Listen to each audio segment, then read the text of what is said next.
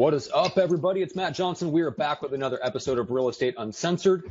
Welcome, welcome, welcome. We've got a great guest with us today. This is the place where you get actionable ideas, insight, and inspiration to turn your real estate career into a life of freedom and become the rock star agent in your market. And we've got a guest that's talking about how to become passive aggressive. We're going to talk about how to find the right lane for you and really kick your life into overdrive. We've got a bunch of stuff to discuss. This guy has built successful businesses in multiple industries. He's written 3 books. He is a former middle school math teacher turned speaker, author, entrepreneur, and we've got a bunch of stuff to get into with him. We'll bring him in a second. First of all, sounds lesser by comparison, the junior grandmaster himself, my co-pilot. Greg McDaniel is here with Greg. What is up today? What up, Johnson? Man, it's going to be a good show, man. Lane and I were talking off air with you, and good Lord, you guys are going to resonate with this man more than you could possibly imagine. But, it was a good weekend, Matt. I don't really drink wine. Lily and I decided to escape the heat and head up to beautiful Napa, California, and get ourselves some, vino time. Mm-hmm. Oh, my God, dude, we went to this killer winery. I can't even pronounce the damn name of it. But when you and Kristen come up here, we got to go. It is a lot of fun. But it's so beautiful. I always forget how beautiful the state that we live in, how freaking beautiful it is here. I had that experience going up to Lake Arrowhead this weekend. So it's just an hour and a half north. It's like a little, celebrity getaway for like people like Doris Day and Sammy Hagar have houses there and stuff like that. It's just this gorgeous like mountain lake with a bunch of vacation homes, and there's some full-time residents. And it was just, we took a cruise around the lake and had a great time up there. So yeah, absolutely. And I'm still new here, so I'm exploring. And every time I go somewhere, I stumble across it and I go, why does anybody leave this state? It's so true. You just do not get it. I mean, Lane, you were down in San Diego, right? Yeah, I was there for 7 years. Oh, dude, good, I am good the guy stuff. That left, Greg, and yeah, I'm the dude you're talking about. Yeah, why exactly. would you ever leave? He changed lanes and he left the state, but we'll talk about that in a second. But so Lane, give us a quick idea. It's Lane Ethridge. The book is Changing Lanes. That's one of the 3 that you've written. But give us kind of just a 60-second bio, a little overview of who you are, where you are, what you do. Yeah, well, first of all, I'm a newly engaged man getting married in 50 days, so I'm excited about that. Congrats. Nice. Thank you. So I'm changing lanes in the biggest way I think I can possibly do. And pretty much. No, I'm excited. I mean, honestly, I was kind of effed up at one point in my life, and what I meant is I had the F's out of priority. Now it's faith, family, and then the other ones fall from there. Finances are actually kind of on the lower end. I used to chase finances, and that kind of got me effed up. I've got fellowship in there and friendships. And so it changes throughout, and I do my best to create the balance among those 5 F's. But I think that's important. I've kept my faith throughout the entire thing, and we'll talk about that faith. For those of you who don't have it, it's full assurance in the heart. I'm going to use a lot of acronyms because it helps. Doesn't necessarily mean that you have a belief in God or Buddha or whatever. It's full assurance in the heart. When you follow your heart, which most men don't do, women on the show, you have this, I'm learning this from my fiance, this intuitive reality that we don't. We think with our heads. Most of the time I went down the wrong lane when I thought and overthought. I just, at the end of the day, the last thing before we kind of jump into some stuff, I really realized throughout the last 8.5 years as an entrepreneur, there's people that have knowledge on ice, okay, ignorance on fire, and I've been in both of those. I think the reality is you want to get to the place where you have knowledge on fire. Yeah. I would suggest that most people that fail, they have all this knowledge on ice. It's just sitting there stagnant. I was ignorance on fire. I did whatever it took with these blinders on. I couldn't see anything else except for success at the goal that I was going after. Then I got the skill set along with the mindset, and boom, that's when everything changed for me, when they kind of intersected. So we'll unravel a lot of that, but that's just a quick overview. But obviously I'm a high I, very energetic, driven, and so we're gonna get through a lot of content. Hopefully, God willing, together. So I appreciate you guys having me on. God willing, together. I'm like, I hope I'm still going to be here at the end of the show. Greg, you're going to just pass out. All right, so so let's get into something like really, really tactical. So we were talking off air, and Lane, when you were starting, when you first got here down, I believe it was to San Diego, right? You started getting into real estate investment, and you were making cold calls, just pounding the phone. So give us an idea of what that was like and what worked for you. Yeah. Well, prior to that, just so you know, I bought a $35,000 course, how to invest in real estate when I was a middle school math teacher. That taught me OPM, which many of you guys know, which other people's money. They basically manipulated me to learn that concept then had me open up lines of credit that I couldn't afford to buy their $35,000 program. Genius, right? Like, no, now I love it because we do the same thing in some of the programs I work for, and there's nothing wrong with it. And here's why. I didn't blame them for my lack of success until I got the success and thanked them for what I did take from that. And I think that's so big because it's so easy to say, well, you duped me, or, you know, my broker sucks, or I'm with the wrong company, or my mark. Well, it might be all of that, but the reality is I just didn't implement and figure out the best way to do it for me. So that said, I was living in Maryland at the time, middle school math teacher. I was taught how to do it in Indianapolis because they didn't know what the hell they were doing. So they just picked a hot market, taught me to go do it there. They, you know, we went out for a weekend boot camp, yada, yada, yada. And I had a little bit of success, basically broke even. For those of you who are investors, I literally found money for my first deal from a kid that I was tutoring who lived in Bethesda, Maryland. The day before we were going to closing, I didn't have the money. I put this presentation together, pitched my tutor's dad and said, hey, you live in a really wealthy house. In my head, maybe I should pitch him, and he gave me the cash to go buy the house. Wow. Wow. So the day before closing. The day before closing, man, I was scared to death. But the reality is I took action, which most people don't do. And as you guys know, success finds you, and money always finds good deals. And so, so long story short, I quit teaching after I read Rich Dad Poor Dad. For those of you who hadn't read it, I encourage it, whether you like the guy or not behind it, or the brand behind it. For me, you know, the reality is the books we read, the people we associate with, as many people have said, are their direct reflection of the difference between now and where we are in 5 years, right? Yeah. And so for me, that completely changed my direction in life. And so I moved to San Diego, and like you said, I was seeking, and I didn't know what I was going to do. Found my first job on Craigslist. I was making $0, basically homeless at the time, living on the beach, which sounds luxurious, but I was literally living on the beach. That is one of those rich man poor Dan things. Living on the beach can mean literally living on the beach, right? Or you have like a yacht or a something on the beach. Yeah. Yeah, I'm a good marketer. I was living on the beach, right? Yeah, sitting on the beach. And so but honestly, here's what hit me. I was literally living on the beach, and a guy and I leave the same time. I see him walk to his car. I'm walking to the bus station, and he gets in a Maserati. And I'm like, what the hell's the difference between me and him? Okay. And there's two things. One, he might have had fake wealth. I didn't know, because some people in California do. Or he might have literally built a lifestyle of wealth, and I had to figure out that gap between his direction and mine. Now, a lot of people sit there and say, oh, I hate that guy. I never will be him. I just said, well, how do I just do that? So the questions we ask ourselves dictate the lane that we go down. And so got on Craigslist that night, found a job that was making $0, the same as I was making, but I had a direction. And, you know, it's funny, Matt, if you don't know where you're going, any road will take you there, right? Yeah.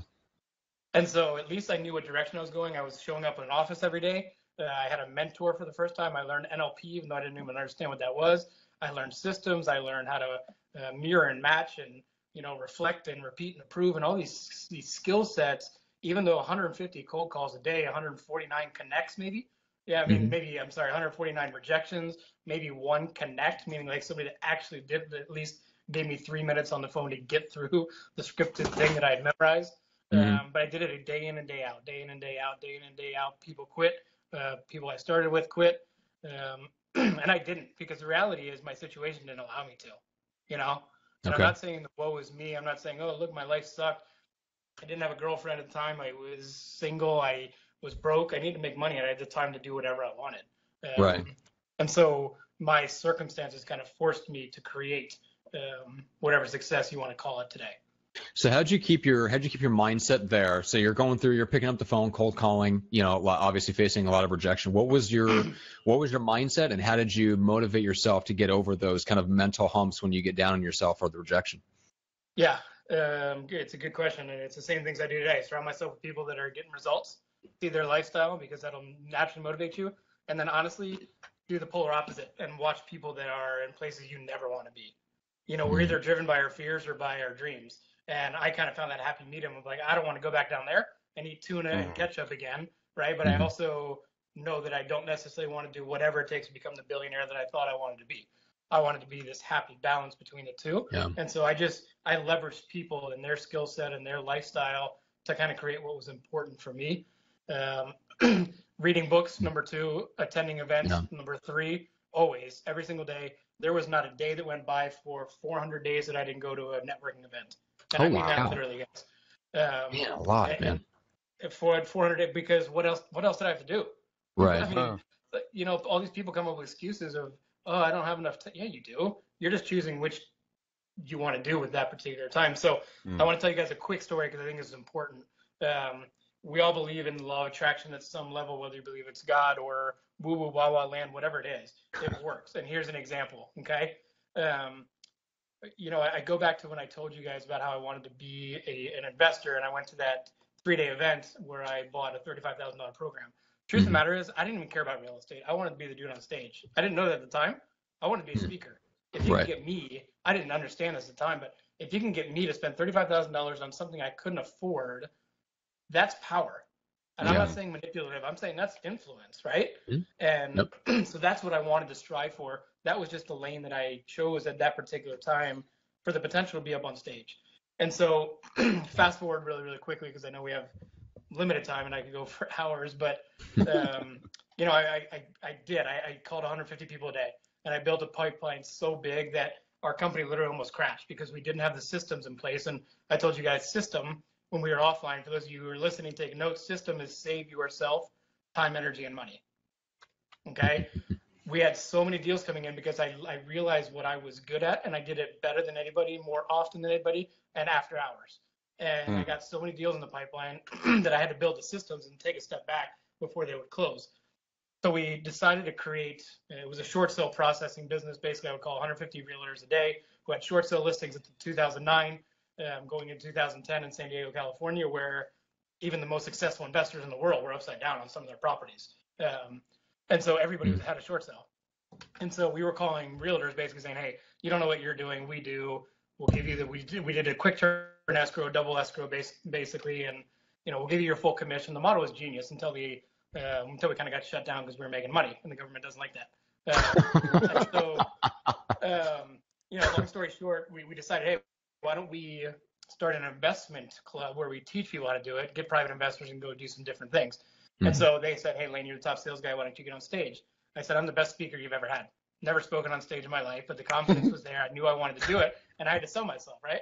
And so I get up on stage, rewind about 2 months from then, before I get on stage for the first time. I was in a pretty dark place, and I think that everybody's been there. And if you haven't or you don't admit it, then you're probably lying to yourself. And it might be time to you to really look at that and say, hey, you know, what strength did I gain from my weakness?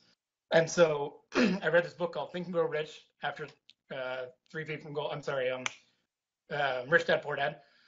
For those of you who don't know it, it was from a guy from Maryland, me, who went to California to strike it rich during the gold strike. R.U. Darby's his name, and he struck the biggest gold mine ever, right? But it wasn't until he gave up and all this kind of stuff and sold his machinery to a junk man and you know, 3 feet from gold is usually our biggest success. So I read that and I really resonated with it, started understanding Napoleon Hill's concept of whatever the mind of man can conceive and believe he can achieve. And so I started to believe myself differently. I started to talk to myself differently, ask myself better questions. And then I stumbled upon the next book called 3 Feet from Gold.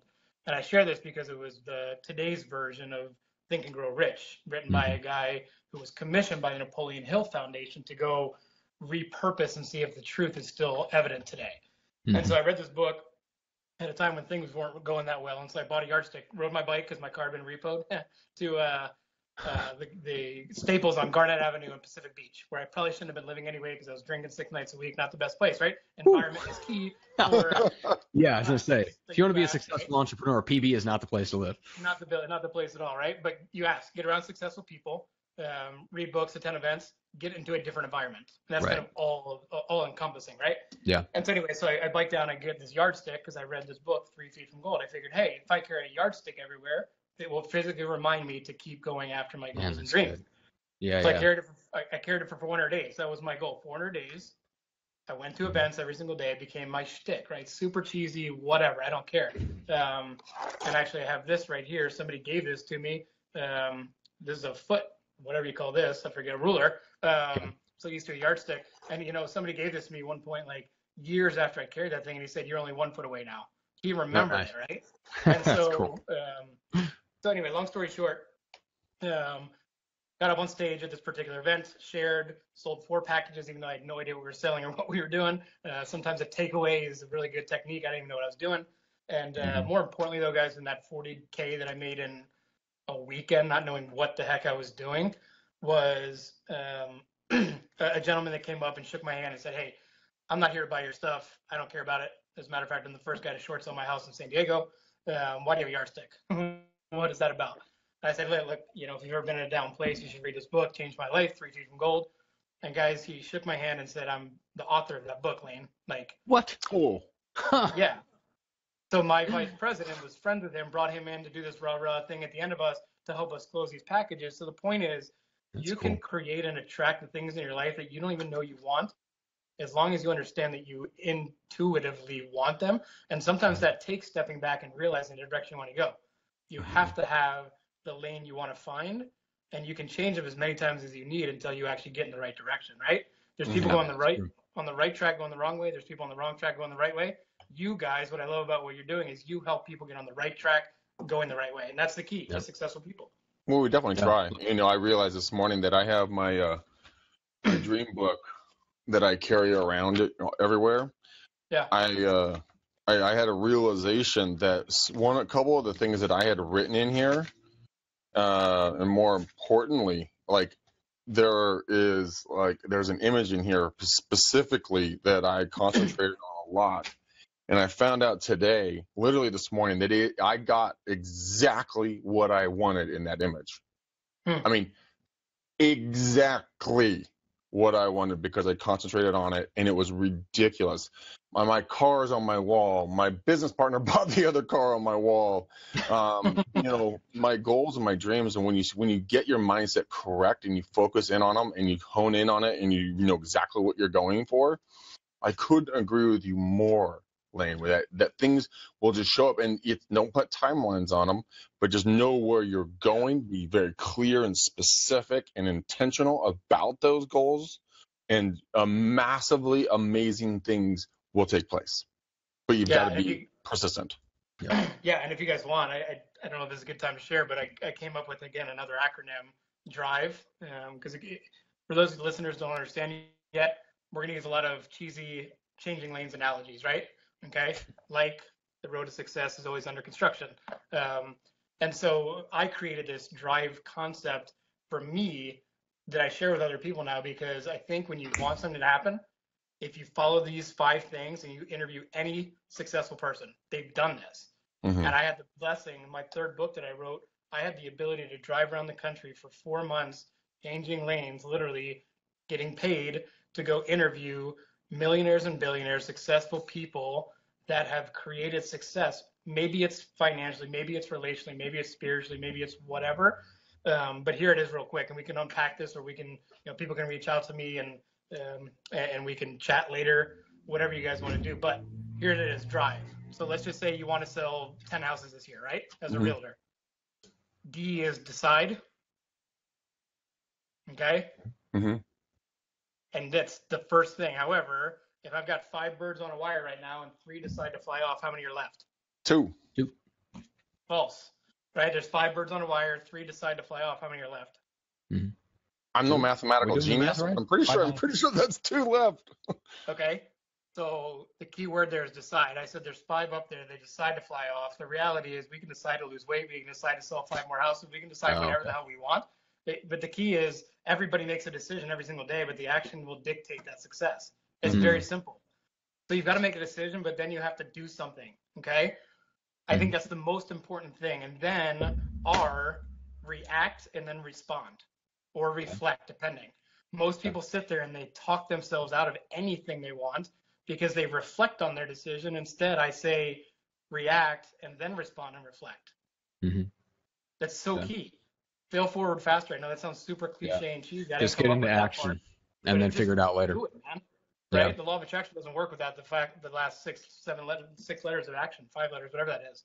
And then I is internalize. Then you can go back and internalize what the hell did you just go through? Right? Was that good? Was that bad? Did that get me out of my comfort zone? Is that a good thing? Is that a bad thing? So then you got to internalize it. And then the V is visualize and value add. Okay. So then you have to start visualizing exactly what you were just talking about.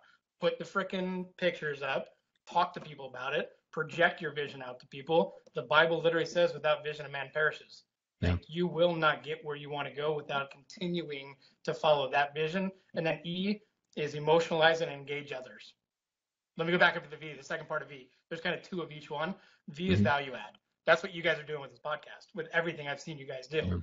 Add value to other people. Don't take. Stop being selfish.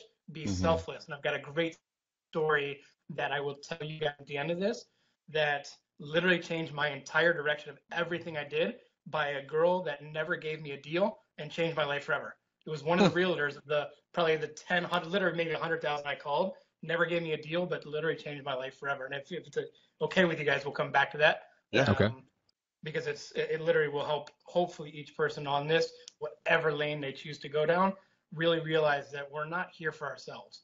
And the more you think that you are, the further you're getting away from reality of, where you can actually get to.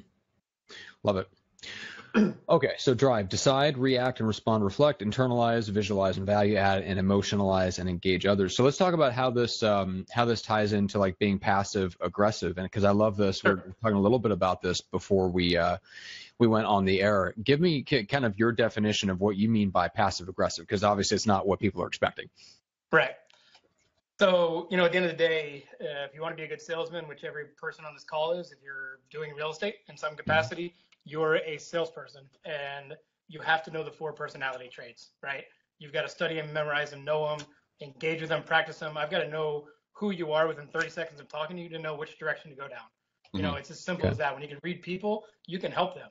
And you're not doing it from an NLP manipulative standpoint like I just did with you, open looping, right? There's some speaking things that I'm teaching here too. I just open looped you, okay? Yep. I know I'm jumping around for those of you who are speakers. An open loop is something that you can do in any sales presentation. I told you about a story I'm going to tell you. I future cast it without telling you. You're sitting there in the back of your head saying, I want to hear this story. I'm not telling you the story until later, okay? Yep. I'm very open about what I do especially on these podcasts. So I learned these quadrants, okay? And so most people say, well, you're passive aggressive. That's not a good thing. Well, what I realize is that during most of my life, I was always chasing the next deal, okay? And there's nothing wrong with that. But yet most agents become brokers for the exact purpose of leverage so that they can get a commission based on somebody else's sale, right? Right. It's genius. Leverage is the best gift out there, one of, right? Compounding interest, a lot of other things. But right. So I started looking at when all these deals were falling through and I was working my butt off for them and they weren't closing. I was like, well, where's my next paycheck? And when I finally got one, what did I do with it? Like everybody, now what? Right. I got to go sell another freaking deal and sell another house I was caddying at the time too. Why? 1, because I needed a cash. 2, because it cost more money than I had made basically my entire life to just join the freaking club in Rancho Santa Fe. I was around very successful people. To spend 4 hours with them, I didn't care about the $80. As a matter of fact, I told them at the end, I said, look, sir, or ma'am, I don't want your money. I appreciate the time and content and value that you gave to me. Just keep your cash, And guess what happened? Every single time they would double my tip, no joke, and they would invite me to come have a beer because a caddy that they look down on, and I'm not saying anything about them, they're up here and I was down here, at least in a hierarchical scheme of golf course.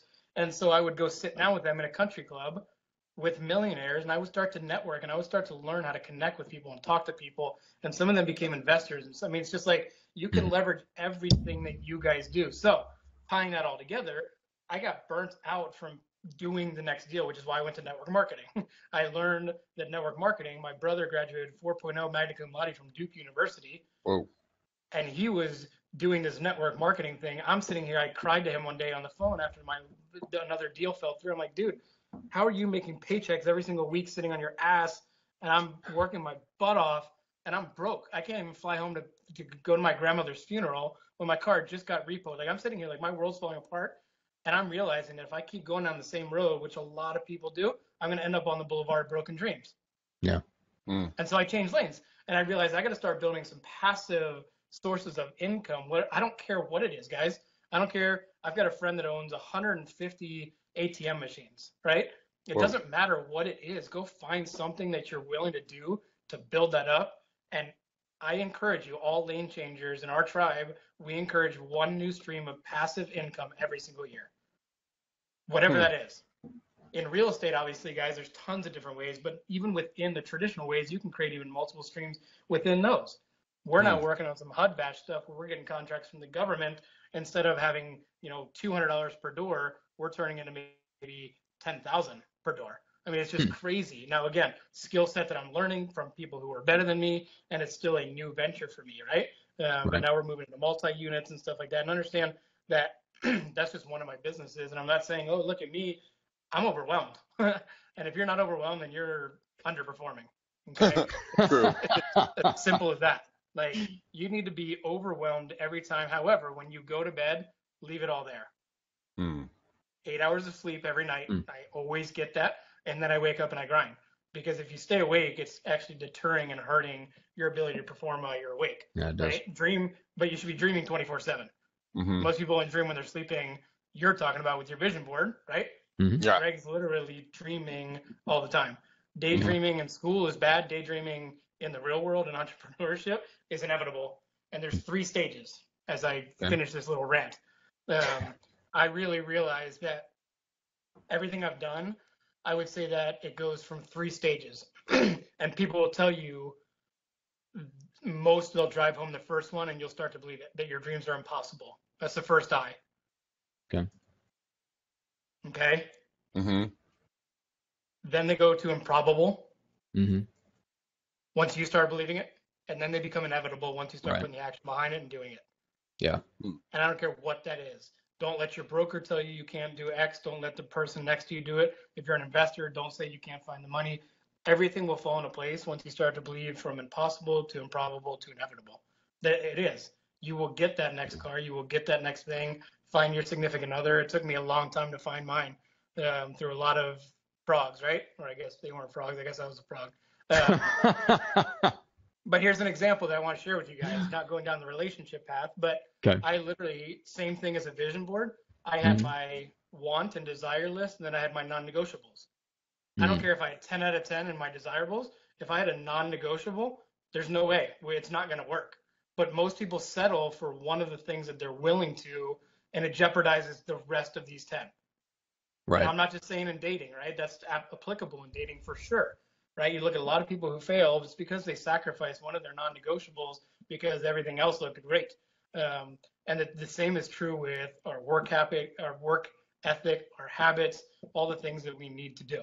And it's okay to settle in a short term, but never settle in the long term.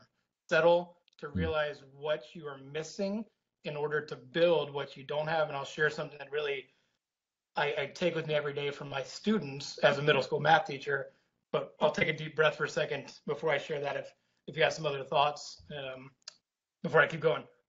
Okay. How about we come back to, go ahead, Greg. I was just going to say that I think that your intentionality, being super, super intentional about what and where you're going. I think people get afraid of it because they don't see success right away. So then they say it's not working. So they stop doing it. And I think that's one of the biggest detriments you can ever do, because you can't put a timeline on some of these things because you're not in the position to receive the things that you want at different times in your life. A couple of years ago, I would not have been in the position to be where I am now. My mindset wasn't ready for that. The woman in my life now, Lily, I wasn't ready for her 3 years ago, right? When I wrote down these original goals, the income streams that I'm looking to build, I wasn't ready for when I wrote them down. I hypothetically want them. I did some mental masturbation and it felt great to think about it, but you've got to be able to be ready to receive the income that you ultimately want, or the level of business or whatever you want. But being honest with yourself about that and being okay with it, and every day take a little bit of one more step towards that goal, that dream, that desire, and never giving up on the faith of it. Being like you said, change the damn lane. If you're going a direction and it's not working, fucking change. Try something different, but keep going towards that one goal. You never know what's going to make it happen until you just throw everything at the wall. Something will stick. It's inevitable. Quitters will always lose. People who never quit will win. They will win. But it's going to be hard to do it sometimes. People always want to be a beast, until they have to do what a beast does. Yeah. That shit is not fucking easy. That is hard work. But you'd be recognized as a top producer, but what you don't see, hours, weekends, appointments, all the things that you never get to, you never see that they give up on, you just see the success. Bill Gates gave up 10 years, a full decade, without ever taking a single day off. But everyone goes, man, I want to be like Bill Gates. Do you really? Do you really want to take 10 years of your life and never have a barbecue, never have a holiday, never do anything with your significant other or spouse and your kids? Really? Because that's a real commitment. If you want that bad, you will succeed to epic levels. But a lot of us talk and we never really put it into action. And then that's why we're like, oh, why didn't I get to where I want to be? Well, it's because you didn't do the work. Yeah, and a couple thoughts on that. Did you want to chime in, Matt? No, go ahead. I was just laughing at Greg. Natural. So first of all, they say we are what we eat. I didn't realize you had sexy beast for breakfast this morning, brother. You were on fire right there. That was awesome. I try to, man. I try to come across with passion because, it's just one of those things that, like, if people can wrap their fucking head around shit, that it's not going to be easy. It's simple, but it ain't easy. You sit down, blinders on, grind. End of story. But they don't want to do that. Share, it's a perfect transition to what I was going to share about a lesson I learned. You see, sometimes we hire mentors and we pay them a lot of money. And that's great, and we should all do that. What I really realized when I was teaching at the time is that my pupils taught me so much that I didn't understand at the time that now I do, and I implement it into my business. I want to share that with you guys because it's going to drive home the point that you were just talking about. But if you can see behind me, it's hard to see, but on this chalkboard, ask, seek, knock. It's something that I stick with every single day, and that will tie into that story that I was going to tell you guys at the end. Ask, seek, knock. You got to ask the right questions. You got to be seeking the right thing. You got to knock on the right doors, and many of them will get slammed in your face. Literally, my first sales job was selling coupon books at 100-degree weather in Northern Virginia, getting doors slammed in my face. And when I made a sale, I made like $49. Like, wow. Seriously? Yeah, It was ridiculous. So I literally have door knocked like many of you guys have, and I've had doors slammed in my face. But ask, seek, knock. You knock on the right doors in life, and they will open up to opportunities you can't even imagine. So when I was teaching, I didn't understand at the time, but if you guys remember Pythagorean theorem, I taught 7th and 8th grade pre-algebra. A squared plus B squared equals? C squared. There you go. You don't have to remember it. I'm not going to quiz you on this, right? Thank God. It's so funny because when I was teaching, it was this no child left behind push, right? More, in my opinion, in my classroom, more children were being left behind. And here's why. There's a couple factors that are not related to this story because you got to talk about some socioeconomic things, yada, yada. That's not the point. The reality is that on a basic level, in order to put together Pythagorean theorem to spit out the equation and get the right answer, you have to have the basic arithmetic and the foundation of adding, subtracting, multiplying, and dividing. Okay. My kids that struggled and couldn't do that level of algebra were the ones that couldn't add, subtract, multiply, and divide. How in the world should I expect them to get an A on a test when they're stuck behind in 3rd, 4th grade level? And I'm not saying that to pick on them. It taught me this valuable lesson in business that many of us, let's just use realtors as an example. And I'm not picking on you. I'm just saying that I talked to 150 of you a day over years, and I learned some things. And one of those is that you don't have the base foundational principles and skills to build upon. So there's no way you're going to be a top producer. And I don't mean that harshly. I'm not saying you can't. You can do whatever the hell you want, and you can do it this year. What I'm suggesting is that you need to know the base foundation in your lane. If you're a broker, it might be different. If you're an investor, it might be different. If you're not even in real estate, it might be different. You have to have that single leg takedown in wrestling. It's the simplest move, but if you master it, you can win championships, right? And so what I'm suggesting is that to build, like you were talking about, Greg, you can't build a bigger foundation on a crappy one, right? Yeah. Build a house on solid rock, not on sand. And so many people build their foundation on sand, and that when they go to the listing appointment, they finally, oh, look, my 150 cold calls worked, and I got a listing appointment. Well, they're probably not going to sign with you if you don't know how to tell them why they should hire you to be their realtor. Right. Yep. or 100%. whatever it is, or when you get that first date on Tinder like I did, who I'm now getting engaged to, my little Tinderella, it was a lot of freaking swipes, right? You know, but I'm Tinderella. serious, like it was a lot of swipes. One, because I wasn't ready for them, they weren't ready for me, but at the same time, I started developing those lists and those skills. And I know it sounds so bad. I wasn't selling her. I was selling myself to the one that was really to be the taker, right? Mm-hmm. And that we were compatible on. And what I learned in business, I used to look at every single person. This podcast, I would have only jumped on in my past life to say, you know what? I'm going to call Greg afterwards. I'm going to call Matt afterwards. I'm going to sell them something, and I'm going to never talk to them again. I looked at people as sales. Now I look at sales as relationships. I don't make a sale to make money. I make a sale to start a new relationship that might open up doors that I don't even care about the money that was exchanged hands because of it. That's so insignificant now. It makes zero difference. It might pay the bills for the month, great. But what the three of us can do together collectively, if we put our minds together, how we serve other people, it's unfathomable the things you can do once you get out of your own freaking way and start to look at life as how do I serve other people, and just trust that the timing, like you were talking about, will come back and all the roads will line up and you'll look back. It's like that. It's like Bruce Almighty, right? All those green lights turn and he's sitting there like, you know? Right? Here's the key. My last point on this. So many people bitch and complain and moan to me, and I'm sure to you guys and to their brokers and to their friends and their family about the traffic that they created, and they're stuck behind that 18-wheeler that they decided to get behind. And they're not going to move. Yeah. It's like, this is not working. This is not working. This is not working. Here's an analogy that I want you guys to take home. I told you I spent 6 months on the road. It was supposed to be a 90-day trip. We turned it into 6 months, and it was a great blessing. That's why I moved from San Diego to now where I live in Raleigh, North Carolina. It was not my top choice. I followed my faith, and I was called here. Okay, that's my belief, and we're figuring some of that out. However, can you imagine how many bugs hit my windshield in 50,000 miles traveling all 48 contiguous United States? Just a few. Yeah. A few. Now, here's the key. I guarantee every single person on this podcast, every single one that will ever watch this, has proverbial bug splats hitting their windshield, have hit their windshield, and here's what happened, just like we do when we're driving.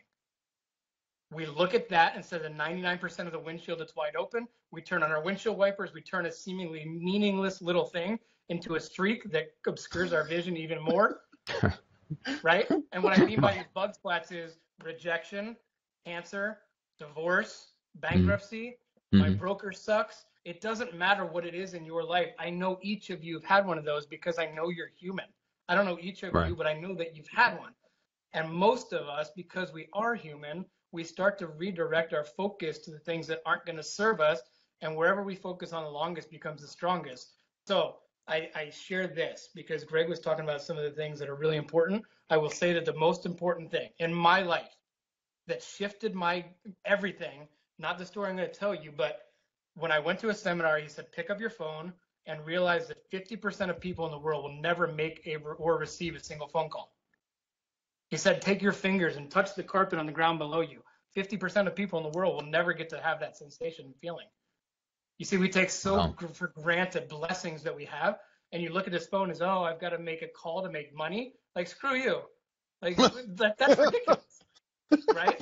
I mean, that's what I needed, though, to shift and make those 150 cold calls a day. I mean, even now when I don't want to make sales calls, I get excited. I'm like, maybe this is the next opportunity to change somebody's life. And that's when you have to shift things. And so gratitude is that number one thing that changes. There is literally a physiological response that is put off in gratitude that you will attract people. Walk into a room grateful and don't say, hey, look, here I am. Say, hey, look, there you are. Go approach somebody and say, wow, I knew that I was going to come to this event and I was going to meet somebody and I have a feeling it's you.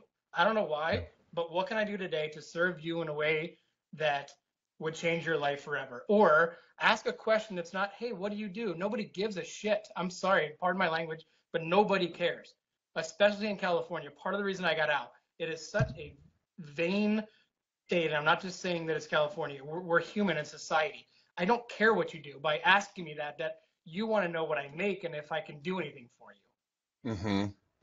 Sit Very there and true. say, if your best friend was here right now, what would he or she tell me about you?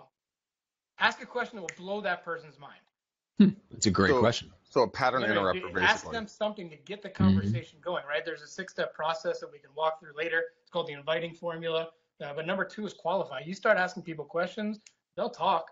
They'll give you everything that you need to know, whether it's worth your time investing with them and not come across as a D-bag, in that approach. But it saves you and them time and money. And so there's my high horse. I got to slow down for a minute and take a break because I want to make sure that we get to whatever you guys want to cover, whatever the listeners have in mind. Oh, I'm actually getting messages from people. I'm chatting with Lily right now. She's loving what you're talking about. There's a lot of main points. And I think one of the things that really is hitting home for her and is hitting home from a lot of people that are watching live and a lot of people that are going to watch it on the recording is that I want to go back to the non-negotiables. I don't think how many people honestly have non-negotiables, because so many people negotiate with themselves on a consistent basis that nothing is a non-negotiable. Like I was asked, Lily asked me, what's your goal? What's your goal for the day? And I seriously fucking walked around the office going, what's my goal for the day? What did I get out of bed for? What did I get out of? I couldn't answer. That's pathetic. Mm-hmm. I mean, I still don't know what my damn goal is for the day. I know. Like my mentor says, I'm not ready for that. He says, let's start with a week. What's your mission for the week? Then eventually we'll get to a day. To make it through it. But I mean, write down, everyone who's listening to this now live or on the recording, write down what your non-negotiable is. What is that one thing besides breathing, that you're just not going to not do? Like it is going to happen. No ifs, ands, buts, or whatever's or maybes about it. And talking to people you don't know cannot be your non-negotiable, by the way. Yes. Right. As we have learned in our Get Now business class, you cannot, no matter how much you run from it, you can't run from having to talk to people that you don't know. Yes, that was actually a very funny interaction this morning. But you know what? I think my non-negotiable for today was a show. Like I don't care. I mean, the fucking building would be burning down. My ass will be on this thing on my phone going, hey guys, okay, well, my building's on fire. Holy shit. But here, Matt, let's do a podcast. We're going to do that. Pretty much. Yeah, we've made that commitment. That's a non-negotiable. Even when I'm sick, guys, last December, when you guys were watching, when I was deadly sick for a month, I showed up every time. We had to delete one of the episodes because all I did was cough the entire time. Did we really? You deleted it, Dick.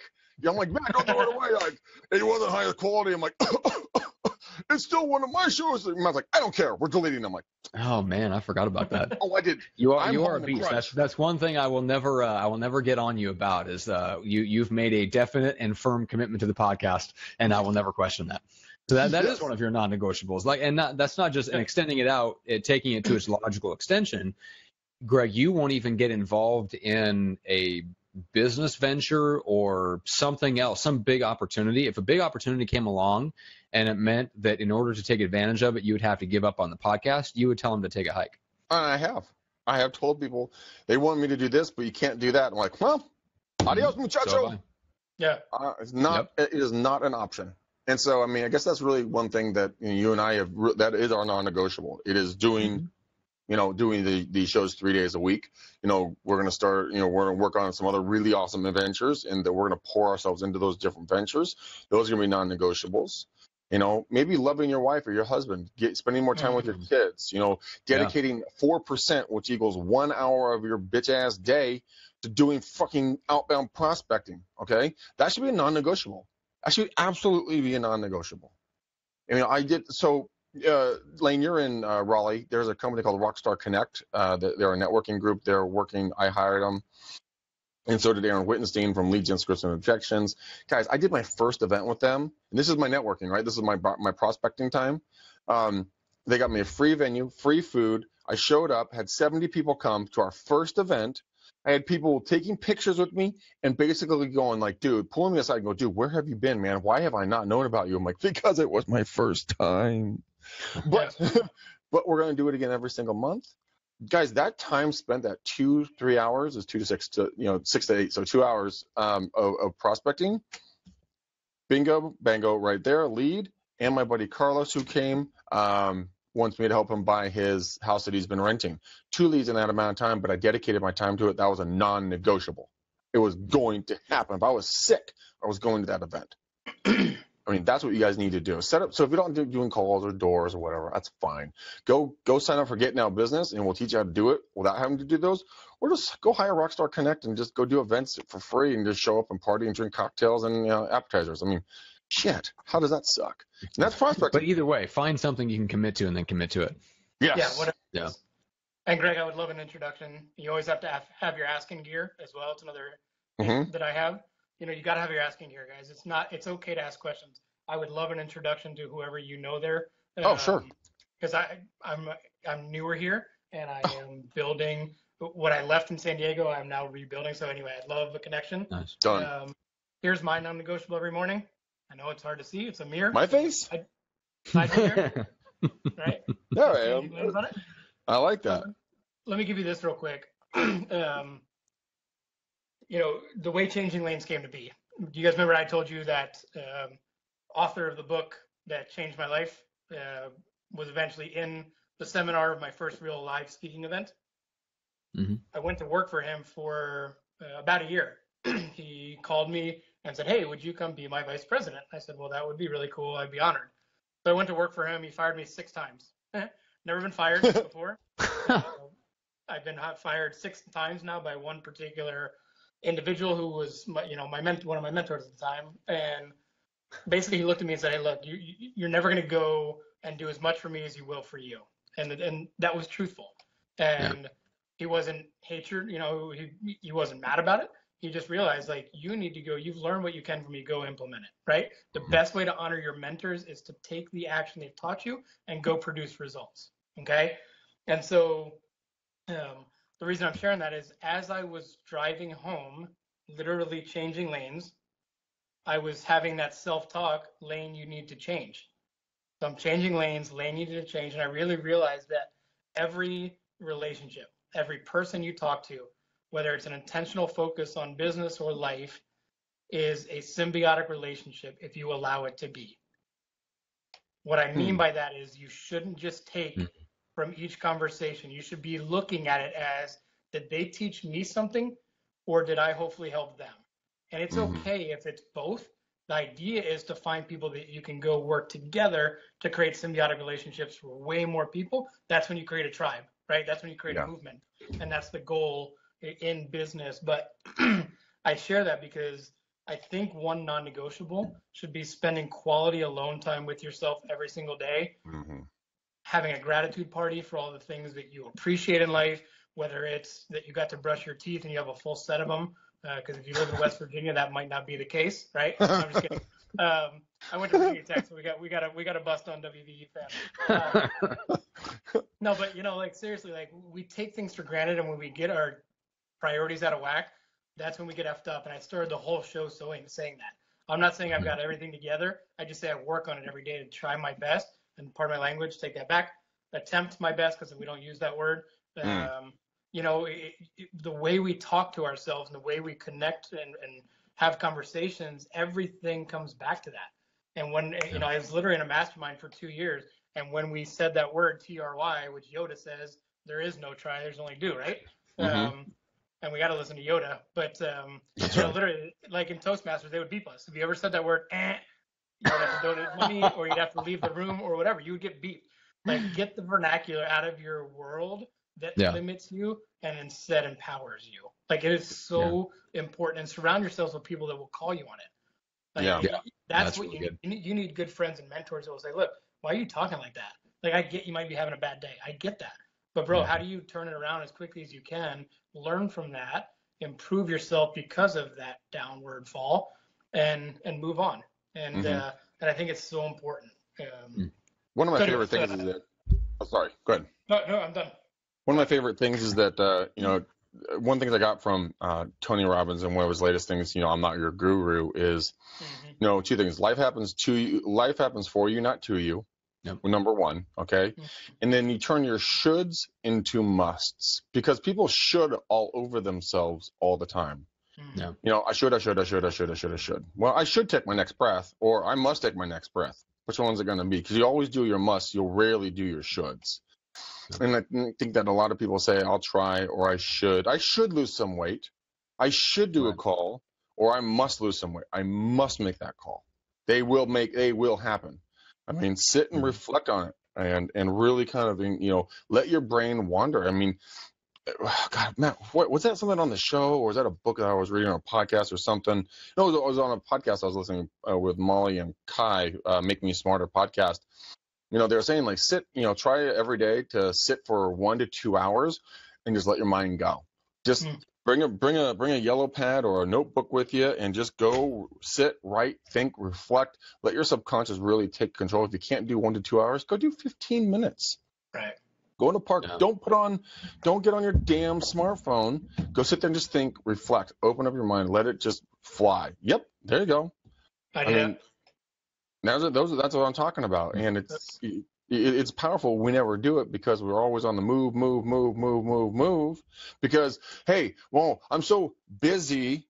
Fuck you, dude. You're not that busy. You're doing busy work, but that's not working. I mean, I'm guilty of it. I sit there and putter too. Well, I could go out in the back. Yeah, we all do. No. Well, there's something that I wanted to point out, Lane, about the ask, seek, and knock. So if anybody remembers the scripture passage where that comes from in Matthew, and it's obviously other places. But anyway, so the interesting thing about that is that the Greek words, the action words, the asking, the seeking, and the knocking, those are all continuous action verbs. Right? So the actual literal translation, ask and keep on asking, seek and keep on seeking, knock and keep on knocking until the freaking door opens. The problem is that, we as, not just as realtors, but just as people in general, we want to take that as one and done, activities. And we forget that those are the only doors that open are the ones where you have to keep beating down the door. Even whether it's, we talk about faith, even with God, it's never an issue of praying once and then letting it go, following up with a lead once and then letting it go. And that's, like we all have that where we lose the will to be persistent, I guess. And we forget that no matter what, we have to keep on doing it and keep on doing it every single day. Yeah. And I won't go down a whole evangelical path, but I think I can tie some of this in. And actually, if it's okay, since I know we're wrapping up on time, can I use it to transition into that story? Yes, please.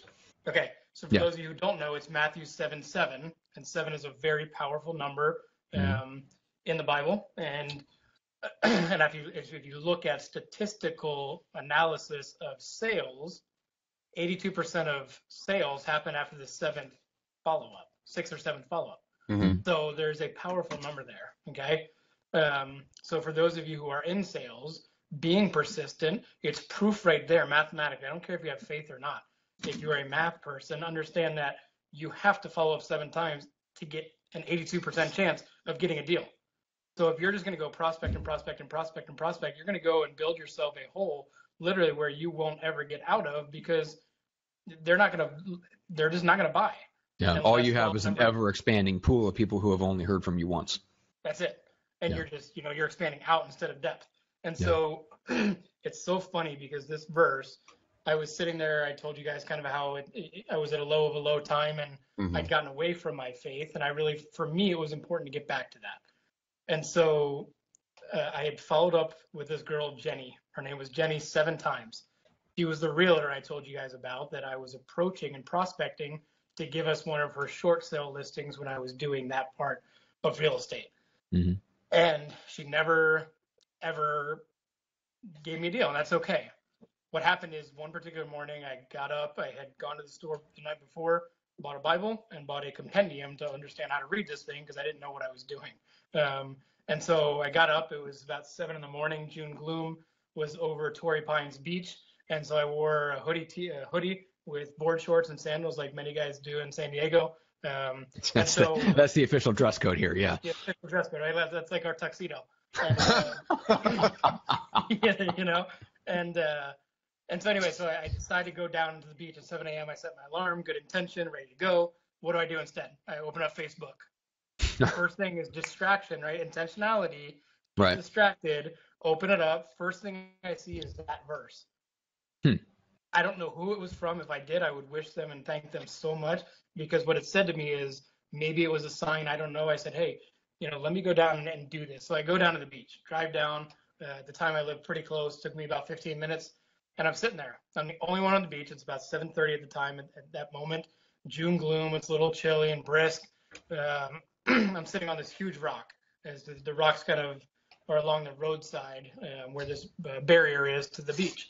And so I'm sitting there and I start reading. I'm in the Word for about 10 minutes, very uncomfortable, don't know what I'm doing. That's okay. That's like life. Anything you do is going to be uncomfortable for a while. Just keep doing it. And so I'm sitting there, and all of a sudden, about 20 minutes pass, and this presence starts coming closer to me. And like I'm like freaked out. I'm like, this isn't supposed to happen like this already, right? And so it keeps coming closer and closer, and eventually I can see it break through this fog, and this countenance appears, and I hear a voice like, Lane, is that you? Is that you, Lane Ethridge? And I'm like, man, this is creepy. Like, I get scared, I get nervous. Come to find out, it was the voice of Jenny, that realtor that I had approached 7 times that never gave me the deal. First words out of her mouth, Matt, were, I absolutely hate you. Now, mind you, at the time, right? I'd never really met this girl. I had my car repoed fairly recently. I told you my grandmother had died and I couldn't afford to get back to Maryland to be there except from a gift from my parents to pay for the trip back. So she says this to me and I'm like, man, I don't even know you. And of course, I had been working on myself and understood that people's perception of me is not my reality, but theirs. And I said, thank you, Jenny. Why is that? Most people would have attacked her and said, screw you, girl. I said, no, thank you. Why? And she said, before I tell you that, I have to tell you that I love you so much and I'm so grateful for you. And I said, that's great. Why? And she proceeded to tell me that she had been in the hospital for 9 months with a 1% chance of living, a collapsed lung.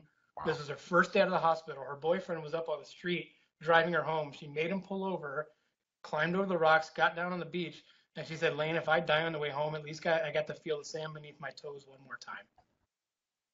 Goodness. And guys, that changed my life forever because I remember reflecting on all the shit that was happening in my life and thinking, wow, this is terrible. And yet I had life and breath in my lungs that she had not taken for granted that I was. And I tell you what, my life changed. I was looking at the me mentality, me. I shifted it to a W and it changed everything. It became we. When she drove off and she ended up joining my network marketing team years later, and she started running half marathons. And it's just like crazy what the health did for her, right? But here's the reality. If you look at every single person as the ability to advance your life, you're missing the opportunity of how you can learn from that relationship to advance your own. Right. And guys, so this is Zig Ziglar thing. If you want to be successful, help other people be successful first. Help enough people get what they want, you'll eventually have it too, right? Exactly. And so I just share that with you because if we have 2 more minutes, I want to kind of tie that all together. Yeah, because please. It's so important, guys. Life is so precious. You see a lot of people waste their life because they're so afraid to live it. I know successful people live their life because they're so afraid to waste it. And it might take one of those moments to shift that for you. But what I do know is this. I'm not a runner, but when I did run, you give me a ball and I'll chase it for hours. I don't care if it's a tennis ball, basketball, baseball, it doesn't matter. Give me a ball and I'll chase it for hours. If you just tell me to run for a purpose of running, I'm not a big fan. But when I did run, I would go to Torrey Pines because I could run the hills and it was gorgeous and majestic and there were things to look at and it would distract me. And so I go running one day, park way up the street because it was crowded, come down, run the whole thing, come back, and I came across that same spot that I was sitting that morning. And it's a wave of emotion. I didn't understand what was going on until I kind of realized like that was where I saw Jenny that morning. So I quick grabbed my phone. That's when I was getting into social media. I shot a YouTube video and put it up. And I basically said, when you're at rock bottom, it's not a bad place to be because you have to build your life on solid ground. And as a matter of fact, I started 35,000 feet below, dollar-wise when I started my entrepreneurial career. And so if you're at rock bottom, you're actually way ahead of where I started. And that's a great place to be. And so I put this up on YouTube, yada, yada. I get a message from a very prominent woman in San Diego. And she messaged me and said, hey, can I take you to lunch? And of course, the fastest way to a guy's heart is through his stomach, right? And so I took the free meal and we went and we sat there for an hour. She didn't say anything about why she wanted me to be there. She offered to pay for the lunch. I graciously accepted. And she said, Lane, can I share with you why we're here? And I said, I would love to know that. What can I do to help you out? And she said, you've already helped me more than you can imagine.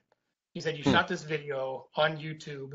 My daughter has been in Paris, France for years. She's been suicidal. and she's watched your video over and over and over again, and she has hope, and she wants to continue living her life. Goodness. And guys, I don't say that to say, look at me, I'm a lifeguard. I'm not saying that to say, whoa, look at me, I saved. So I'm not saying that. I'm saying when you're at your deepest moments, when those bugs hit your windshield and you start focusing on the reasons you want to give up, understand that there's people that need you to keep driving the world forward, because without you, they may quit. They may veer off the road into the ditch that they didn't even realize they were heading towards. And you could be that designated driver in their life that allows them to get through those dark times, because you've been there too. We all have. And I'm telling you guys, every one of us is a lane changer in the way that we can make a shift, take our life into overdrive, and accelerate our dreams while accelerating the dreams for other people. And that's what this whole thing is about. I think a lot of the stuff you're touching on, I mean, in real estate, everyone has bad days. We lose a client, we lose a contract, we didn't get the listing or whatever else. But I think we all have our heads up our asses 99.9% of the time, because we don't see the other side of the coin for the most of the time. We don't see the fact we don't have a boss, we don't have a timeline, we don't have a schedule. We can do what we want, when we want, with who we want, how we want, where we want, but we complain about the day-to-day ailments of an industry. And if, like you said, you have that girl that you're talking to, her lung collapse, she had a 1% of living, but she fought through it and she became, a success in her life. If you got up this morning, yes, it's cliche. If you got up this morning, dude, you're having a lot better day than the guy or gal that didn't get up this morning, that went to bed healthy and ready to take on the life, today with all their schedules. So with you being something trillion to one that you would even be existing in your skin, thank God your mom and dad had sex exactly at the moment they did. I mean, or you would not be here. It's so true, though. You know. But you're an anomaly. You're special. You're awesome. Don't let anyone take your day away from you just because someone took a dump in your cereal. It happens. Move on with their day. Be thankful that you have the rest of the day. Maybe be thankful you didn't get hit by a bus. Knock on wood. Or anything else that would be a big negative for your day. You didn't get a diagnosis of some terminal disease. So you lost a buyer. Buck up, Buttercup. There'll be another one. You have a relationship end. Take your time, pump the brakes, take a minute to realize it, but move on. That person wasn't right for you. End of story. That client was not right for you. End of story. And just shake it off, keep moving. Because you have so much to be thankful for. I do daily affirmations with Lily, and we tell each other the 10 things we're grateful for every morning. It changes my day like that. Like if I'm having a bad time, I'll call her up, be like, Lily, give me your 10 affirmations now. She'd be like, no, you do it first. I'm like, okay. Yeah. Push you in your place. That's a great point for a lot of people. Having anchors is so key. For those that don't know what an anchor is, an anchor is something that will take you back to a great state of mind and bring you back. So I grabbed mine from the top there. This is my happy pill. Hey, I'm going to be a little kid right now, but how do you not, you guys are laughing. That's hilarious. And it's just, I got oh my God. I have a push button I could grab, but it'll say shut the F up. That's mine. That's my happy pill for Greg. And I've got a little butt bank, right? You put the coins in the butt and it farts. Did you say butt bank? Whatever. Yeah, it's a butt bank, right? So it's a little. Oh, man, that's awesome. Oh, butt banks. Right there. Anyway, point is, that's what works for me. I don't know. I'm a little kid at heart, and I like to laugh. And when I'm having that bad day, because you're gonna have those calls that you make zero, you strike out every single time. Just a bad list of whatever.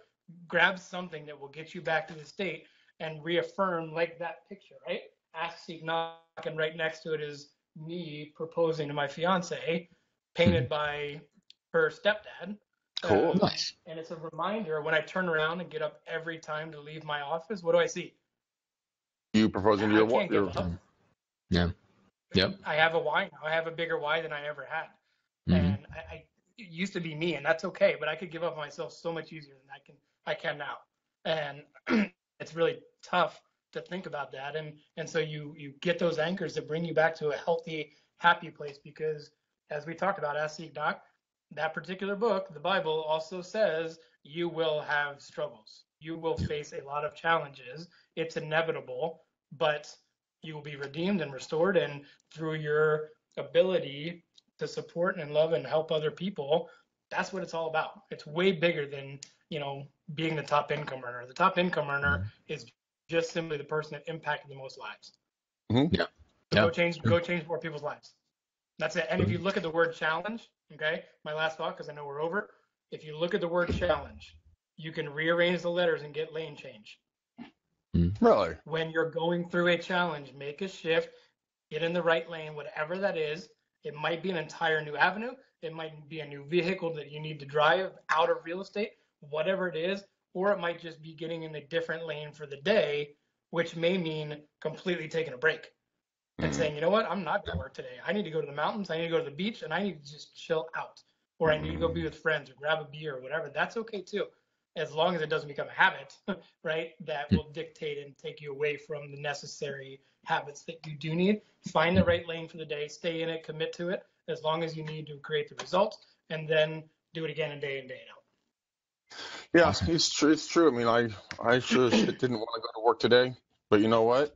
I had bucked up Buttercup, and I just got in here because I knew I had to do it. But I knew that I didn't need a lane change, but I wanted one, and I forget to also recognize that as well. Yeah. You may not need something that you want, therefore exercise self-control and allow yourself to stay true to your goal, and don't give yourself an out. There's a big difference between needing, wanting. My dad needed a lane change when his retina detached from his eye. He needed a lane change when he started bleeding from his eyes because of stress. He didn't want them. He absolutely had to have them. No, you have a hangover on Monday because you went harder on Sunday fun day. Dude, I'm sorry. That's a want lane change, not a need. You need to buck up. You made a conscious decision to take an action. Then you have a reaction. Does not mean you're going to bitch out and take another day off. You need to pre-program and pre-plan your business, your life, so that you don't get, blindsided on these lane change ideas. Do not take what Lane is saying as a get out of jail free card to have like every single day off work. I need a lane change. No, you don't, ask why. You need a lobotomy. Oh man, find the right lane and then stick with it. Yes. Yes. All right. So Lane, where's the best way to connect with you, get the book, and learn more about you? Yeah, I would say if you Google me, you'll find me. Honestly, I mean, if you guys want to put a link down there, I can go to the Facebook Live and put some contact info if you want. Look, guys, I told you have your asking gear. We teach the CAR formula, and I just want to share what that is, because I think it's important for all of us in whatever business we're in. What we teach at Changing Lanes is the CAR formula. We reverse it. R is recognition and visibility. Okay. Part of the reason I do these podcasts is to serve, in this case, you guys. Part of it is self-serving for being selfless. And what I mean by that is when you believe in what you do so much, you want to get your message out there. That's the R, recognition and visibility. I don't care if that's through podcasts or stages or door knocking or networking groups or whatever. You've got to get out there. Yep. A is authority, right? If you look at the first 6 letters of authority, you have author. I have been blessed to write 3 #1 best-selling books. Part of the reason I do it is for the credibility to be able to get on stages to share my keynotes, because I know every single time I have done it, I have gotten a testimonial from one person, and that's good enough. Even if it costs me money to go speak, I'll do it because I know I changed one life. Usually I get a sale from it. I don't really sell from stage in general because I like the law of attraction model. Hey, you come tell me you want to buy from me and I'll sell you something. That's just how I do it. So authority, it doesn't matter if you're a book or a best-selling author. We can chat about that if that's something you want to do. We interview people, put them in our books, so you can be in books with guys like Kevin Harrington, the founder of the Make-A-Wish Foundation. Actually, the guy that invented the MLS for you realtors was in our last book. His name is Ron Klein. He won Inventor of the Century. He also created the magnetic strips that we use every single day on our credit cards. An amazing guy, an amazing friend. If you guys want an introduction, have him on your podcast. Ron's an amazing guy. He just invented basically the QR code for blind people to put on moving boxes so they can read. It's like The guy's unbelievable. What? He automated the New York Stock Exchange. He's like, it's nuts. I've just been blessed to make friends with these people because of networking and connecting and serving. Right. So anyway, we can put you in the book, and then boom, you've got your own book. You're a bestseller. Then you go give it away at door knocking. Hey, look, I don't want to sell your house. I just want to give you a book about how to be blah, yada, yada, yada. I've written a book on success. Here you go. Anyway, I'm not selling anything. I'm just saying when you are given an opportunity, leverage the heck out of it, right? Yep. And then so that's the A. And then C is collaboration and contribution. Mm-hmm. We are not here to make money. We're here to make a difference. Collaboration allows us to do that, and contribution allows us to give back. And so, I'll share this with you because I've kind of shifted back into real estate. I've done a lot of different things, and I just keep having successful conversations with successful people, and they all have a foundation of some passive income, a lot of which is through real estate. And so 2 of my mentors live in Chicago. I think they own 190 single-family homes right now. Wow. They do very, very well. Former engineers, 2 Indian guys, love them to death. They teach specifically Chicago real estate. They don't fly around and do, what some of these big companies do, like I was sold into. I go out there every quarter and I mentor and I coach and I help sell their stuff because I love what they do. Anyway, they have this thing called LPN, and I want to share it with you because I think it's cool. So their particular LPN stands for lifestyle property number in real estate. Okay, it can be anything, meaning that what do you need in your life? If it's real estate, passive income, whatever, how many of those things do you need in order to replace the active income that maybe you're producing now so that you can step back and serve in a different way that you're not reliant on having to make a sale for the day?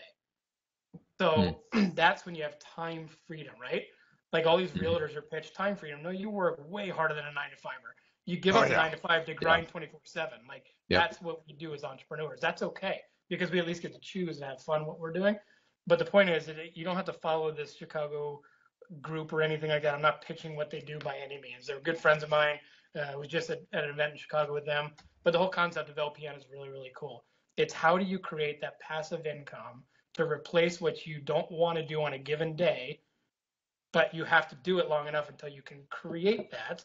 And then you can sit back a little bit more, spend more quality time serving, evangelizing, being with your family, being a coach, going on night walks with your dog and your fiance, like I'm about to go do, whatever it is, like your priorities, right? You've got to create a lifestyle that allows you that and work your ass off until you don't.